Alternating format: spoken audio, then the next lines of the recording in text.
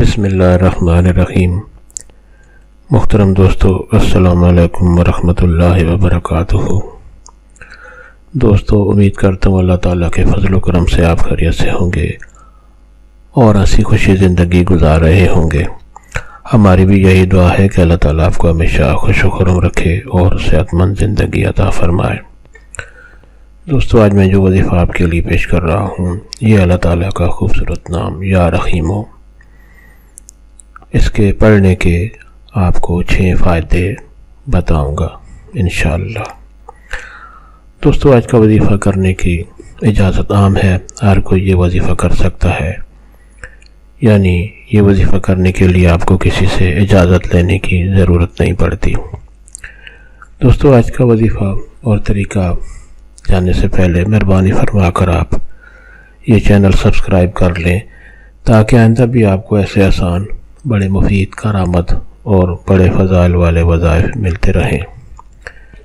دوستو، آج کا وظیفہ اگر آپ کو پسند آ جائے تو نیچے لائک پر ضرور کلک کریں تاکہ ہماری بھی حوصلہ افزائی ہو اور آپ کے لیے دعا گو رہیں۔ دوستو، آج کا وظیفہ اور طریقہ۔ دوستو، جیسا کہ آپ کو معلوم ہے کہ اس وظیفے کا عنوان ہے یا رحیموں کے پڑھنے کی 6 بڑے فائدے کون کون سے ہیں۔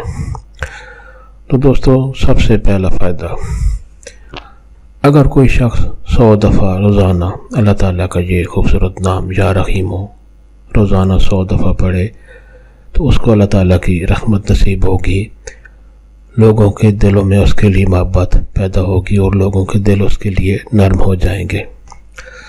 دوستو، دوسرا فائدہ یہ ہے کہ اگر کوئی شخص کثرت سے روزانہ یا رحیم کا ورد کرے تو اس کی دعائیں قبول ہوں گی اور معاشرے کی تکالیف سے وہ محفوظ رہے گا۔ دوستو، ہر وظیفہ کے شروع اور آخر میں درود شریف لازمی پڑھا کریں۔ دوستو، تیسرا فائدہ جو ہے، جو ہر روز 500 دفعہ یا رحیموں کا ذکر کرے گا وہ دولت پائے گا اور لوگ اس پر مہربان ہوں گے۔ چوتھا فائدہ، فجر کی نماز کے بعد اگر کوئی شخص روزانہ 100 دفعہ یا رحیموں پڑھے گا تمام مخلوق کی شفقت اس کو نصیب ہوگی، یعنی تمام مخلوق اس پر مہربان ہوگی۔ دوستو، 5واں فائدہ یہ ہے کہ اگر کوئی شخص 555 دفعہ روزانہ یا رحیموں کا ذکر کرے گا اس کی ہر حاجت قبول ہوگی، یعنی ہر حاجت سے وہ غنی رہے گا۔